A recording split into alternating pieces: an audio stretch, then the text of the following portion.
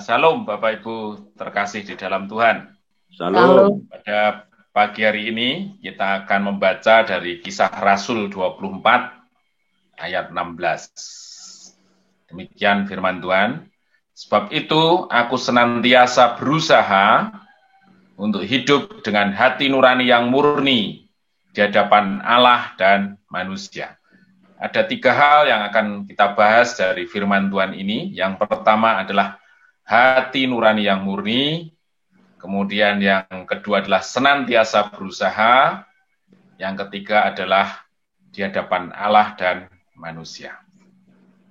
Nah, saudaraku terkasih, apa yang dimaksud dengan hati nurani yang bersih di sini? Jadi setiap anak Tuhan harus berusaha untuk hidup dengan hati nurani yang bersih di hadapan Allah dan manusia.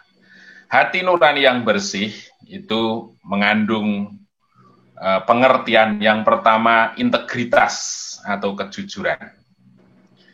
Allah mau hidup kita transparan di hadapan Allah. Tidak ada yang tersembunyi. Kalau di hadapan manusia jelas seperti itu, sampai negara mengatur dengan kehadiran KPK dan lain sebagainya, aparat penegak hukum, tentu menghendaki bahwa setiap manusia dalam hubungannya dengan manusia lain, dia harus memiliki kejujuran. Demikian di hadapan Allah, Tuhan mau kita bertindak jujur di hadapan Dia. Tidak ada yang tersembunyi.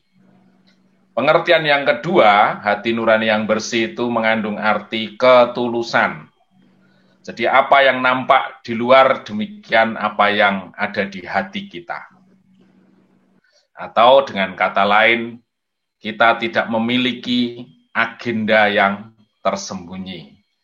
Banyak orang yang memiliki sikap tidak tulus. Demikian seringkali secara tidak langsung itu terbawa di hadapan Tuhan. Seolah-olah Tuhan tidak mengetahui seperti apa hati kita di hadapannya. Nah, sebenarnya Tuhan sudah tahu, tetapi Dia menghendaki kita memiliki satu tampilan yang sama dengan apa yang ada terkandung di dalam hati kita. Kemudian yang ketiga, hati nurani yang murni itu mengandung pengertian hati yang rendah hati. Pengertian rendah hati itu adalah satu cara pandang yang menghargai Tuhan dan semua manusia. Itu yang pertama. Jadi bagaimana sikap kita terhadap orang lain di dalam berperilaku, bersosialisasi, bagaimana sikap kita di hadapan Tuhan ketika kita mendengar firman-Nya, apakah kita masih negosiasi, bertanya jawab, ngeyel, atau kita langsung menundukkan diri, itu menyangkut rendah hati.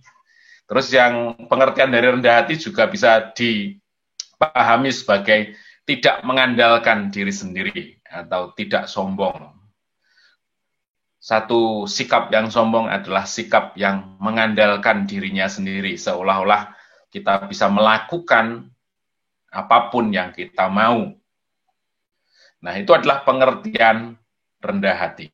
Terus, hal yang kedua yang akan kita bahas, firman Tuhan tadi berkata, aku senantiasa berusaha. Artinya di sini bahwa manusia tanpa usaha, dia akan menampilkan hati nurani yang palsu, hati nurani yang beragi, atau hati nurani yang tidak murni. Itu sebagai satu warisan dosa yang melekat pada tubuh dosa kita. Jadi siapapun kita selalu apabila kita tidak mengusahakannya, maka yang muncul di dalam hati kita adalah hati nurani yang beragi, hati nurani yang tidak murni. Kita bisa sombong, kita bisa tidak tulus, atau kita bisa tidak jujur. Nah, bagaimana memiliki hati nurani yang murni? Paulus katakan, aku senantiasa berusaha. Barangkali kata mengusahakan itu identik dengan kata melawan atau mematikan. Jadi agar kita memiliki hati nurani yang murni, kita harus melawan hati kita yang palsu, hati kita yang tidak murni. Keculasan, kelicikan, ketidakjujuran kita yang muncul sebagai buah dosa itu harus senantiasa kita lawan, kita matikan. Jadi artinya ada satu usaha yang terus-menerus agar perilaku dosa di dalam hati kita itu pada akhirnya kita matikan. Terus yang terakhir adalah di hadapan Allah dan manusia. Jadi kalau kita lihat kita hidup, pertanggungjawaban kita itu ya sebenarnya di hadapan manusia dan di hadapan Allah. Seandainya kita berlaku tidak benar terhadap alam atau hewan, mereka tentu tidak protes. Tetapi pertanggungjawaban kita tentunya di hadapan Allah dan manusia. Artinya apa? Bahwa penyelesaian kodrat dosa ini kita pertanggungjawabkan di hadapan Allah dan di hadapan manusia. Jadi artinya kalau kita dengar firman Tuhan di Kisah Rasul 24 ayat 16, sebab itu aku senantiasa berusaha untuk hidup dengan hati nurani yang murni di hadapan Allah dan manusia.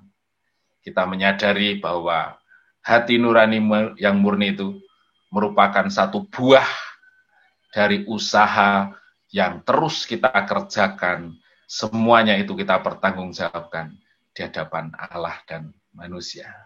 Mari Bapak Ibu, saya, saudara semuanya tentu merindukan hidupnya Tuhan hadir dalam hidup kita. Oleh karena itu, kita terus mengusahakannya dengan sungguh-sungguh, karena pada akhirnya semuanya itu menjadi buah pertanggungjawaban kita di hadapan Tuhan.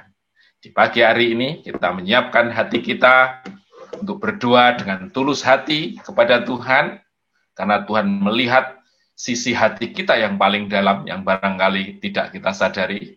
Tetapi ketulusan, kesungguhan, kesetiaan kita di hadapan Tuhan untuk memohon kepadanya, itu tentunya yang akan menggerakkan tangannya untuk melakukan sesuatu sebagai buah dari jawaban doa yang kita naikkan.